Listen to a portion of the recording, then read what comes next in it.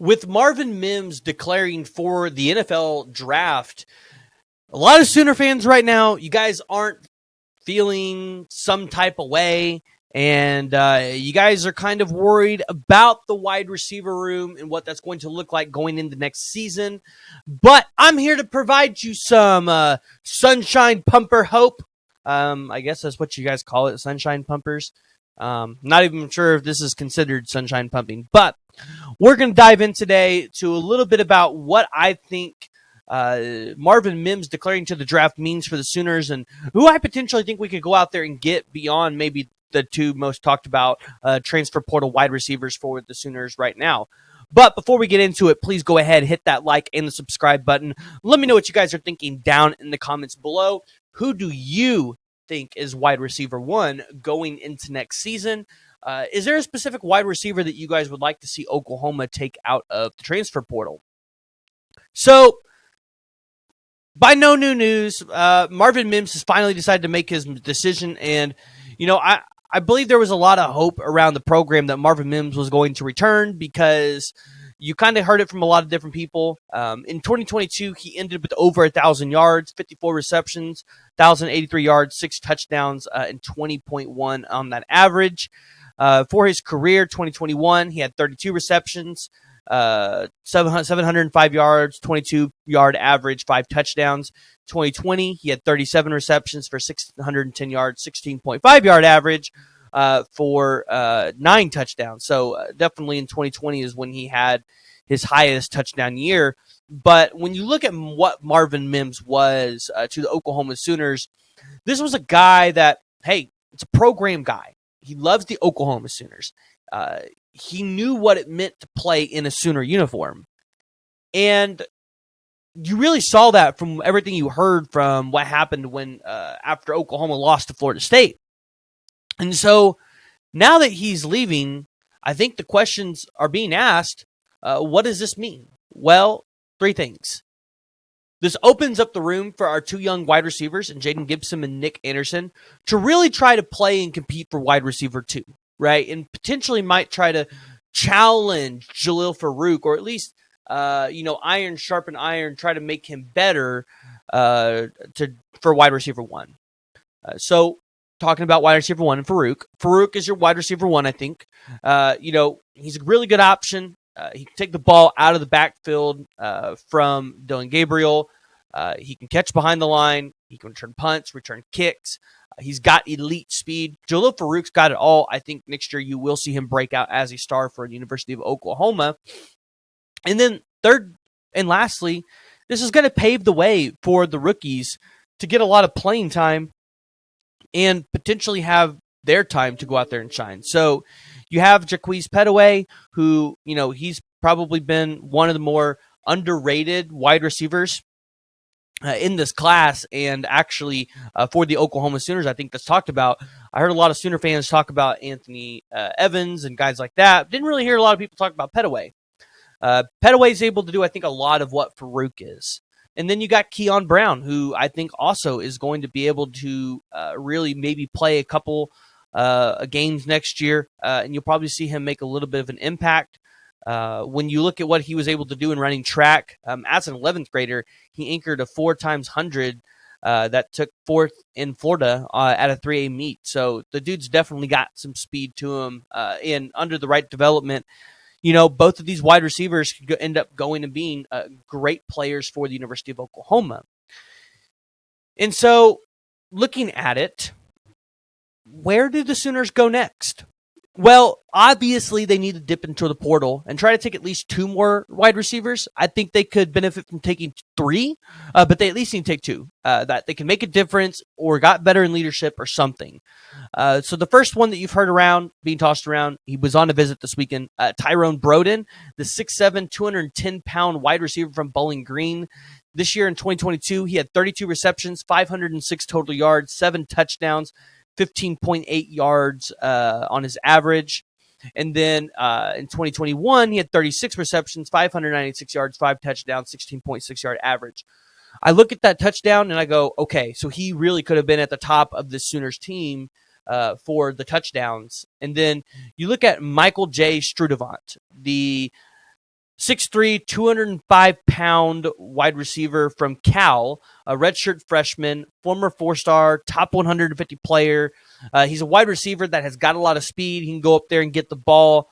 As a redshirt freshman, he had 65 receptions, 755 yards, 7 touchdowns with an 11.6 yard average. Here's my deal. Oklahoma, I feel like, would be in a good position for this kid because we were in his top 4 when he originally committed to Cal. And, as Travis pointed out on 94.7 The Ref earlier, a lot of people were confused about him going to Cal. So him entering the portal now makes a lot of sense. And so the question is, who else is out there? Who else could the Sooners potentially be looking at? And, you've got the 4-star wide receiver, C.J. Williams, out of USC. Now, he didn't see a ton of playing time this year. I think he only had 4 receptions. But this is a guy that he's in the portal now. He was a top 100 player in the 2022 class, and ultimately he hits the portal. He's, if he adds weight, maybe adds a little bit more strength, he's super quick off the line. He has the ability to separate from the defender. This is a guy that I think if Oklahoma was to go out there and offer him and really try to land him, it's a great option for them. And then you've got the kid that I've mentioned for the University of Colorado many times, but that's LaChristian Smith.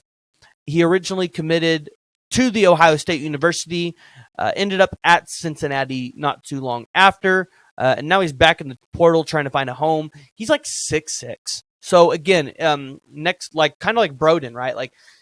It's another tall guy that you guys can get in here and give another weapon to Dylan Gabriel. And listen, if you guys have never seen anybody that's 6'6", which if you haven't, you probably need to get out more, especially on the football field. Listen, I think that's going to be pretty hard for a lot of people to be able to go out there and compete with.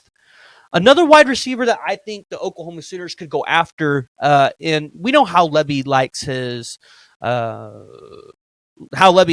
UCF guys. The first one is Joey Gatewood, the former 4-star top 100 player out of Jacksonville, Florida, 6'5", 233 pounds. He originally committed to Auburn in that 2018, he committed in 2015, but he's part of that 2018 class for Auburn. Followed, what's his name? Gus Malzahn out there to UCF. Really just hasn't been able to put it together and work for him. So we'll kind of see where and if Oklahoma can go in there and try to grab Joey Gatewood. That would be interesting. Really high talent. Just like I said, hasn't really been able to see the field a whole lot since he got there. And then you've got the former 4-star wide receiver, 6'1", 182-pound guy out of St. Louis, Missouri, committed to Notre Dame in 2019. Jordan Johnson is part of that 2020 class. Top 40 player in the country. Again, the guy, he's got average size for a wide receiver.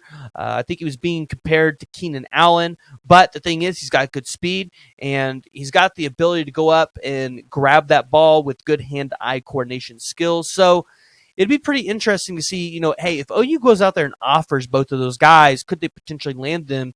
And, realistically, they could make an impact for the Sooners. So that's kind of where I'm thinking the Sooners could go in terms of the wide receiver position.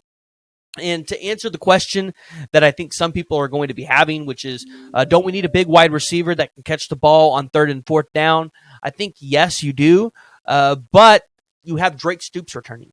And with Drake Stoops returning, that's the guy that has primarily been doing the dirty work for you previously. I think he's the guy that can continue doing the dirty work for you now. So not too worried there in that aspect. Obviously, the Sooners could try to go take another wide receiver out of this 2022 class. The options are still there. There are still wide receivers that are uncommitted. And I'm pulling this up right now so that we can just look at it. Should have been more prepared, guys. Sorry about this one. All right, looking at the wide receivers, people that are uncommitted. No, I don't want to see just tied. Okay, yeah, just wide receivers. Okay.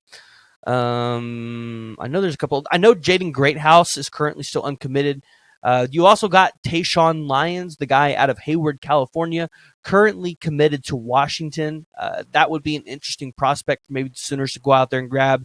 You have Malik Elzy out of Chicago, Illinois, ranked number 305 player in the country. 4-star dude. You never know.